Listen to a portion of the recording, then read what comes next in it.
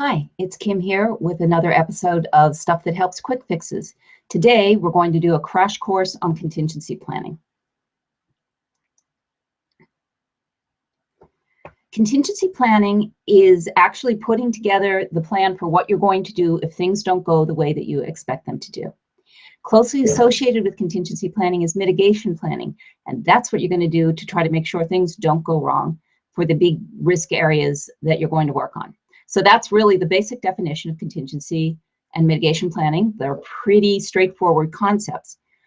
As fun as talking heads are, I'm going to switch over and show you a slide because I am going to give you a whole lot of information in a very short period of time, and I want to be sure that everyone gets it. So let's go back here. So contingency planning, the first thing that you need is a plan to look at. This seems kind of basic, but really you can't plan if you don't know what the steps are and really some details about what it is you're trying to accomplish. So you really wait to do your contingency planning until you have a plan. And that can be anything from your plan for the day to your project schedule to some process that you're trying to execute to an event. And I'm going to say an outdoor wedding because I'm going to use that as an example through this. So now you have your plan.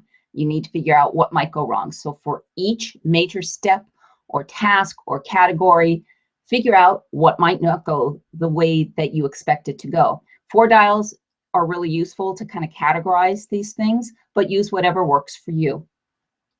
Blue sky a little bit, but don't waste your time, right? So if you're having an outdoor wedding, yes, a UFO might land in the middle of it. No, that's probably not worth the time to do a contingency plan for. So have a little balance here, but make sure that you don't miss anything. It really helps to do this first step with someone else who's familiar with the project or involved in the project or done something like it, because you'll get a little more complete list. So now you have your list of risks, your things that could go wrong, could go not according to plan, and could kind of blow up whatever it is that you're working on. So for each one of these, you want to evaluate 2 things. The first thing is, how likely is it that this is going to happen? I usually use a percentage. 100% means I'm really sure that this is going to go wrong, and 10% means probably not, but there's a small likelihood. This is not scientific. This is your gut feel. It's based on experience. It's based on things that you know about the environment. So, do not hesitate to use what you really think. Just put a percentage down for how likely you think this thing is to happen. And the second thing you want to know is, what's the impact? What if it does happen? A 1 to 5 scale can be useful, can give you some perspective. You don't have to use that. If a 1 to 5 scale, 1 would be eh, and 5 would be, oh my God, right? But understand what the impact's going to be if this risk comes to pass. For example, an outdoor wedding, depending on where you live, might be very, very unlikely to happen, but the impact might be very large. So now you have these 2 dimensions for each of these risks, and what you have to do next is you have to decide how uncomfortable you are with each one of these risks given this information. A lot of this, again, this is not scientific. A lot of this depends on how risk averse you are. For some people, 90% chance and a high impact is just, an adrenaline rush. And for other people, once they get to 40% and an impact of a 2, it starts to get scary and they want to know what's going to happen. What are they going to do? How are they going to respond to this? Other people involved in the project should play into deciding how uncomfortable you are.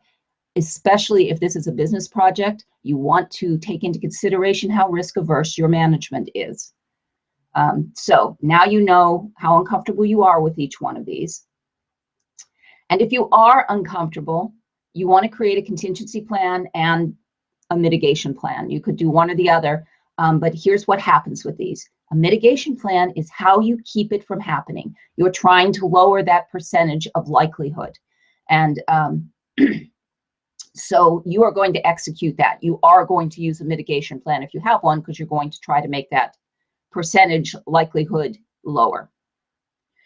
Contingency plan is trying to lessen the impact. This is what you're going to use to spring into action if something goes wrong. So you have a blueprint, and it means that everybody knows what everybody's supposed to do, and you can worry less about it because you know how to deal with it after that.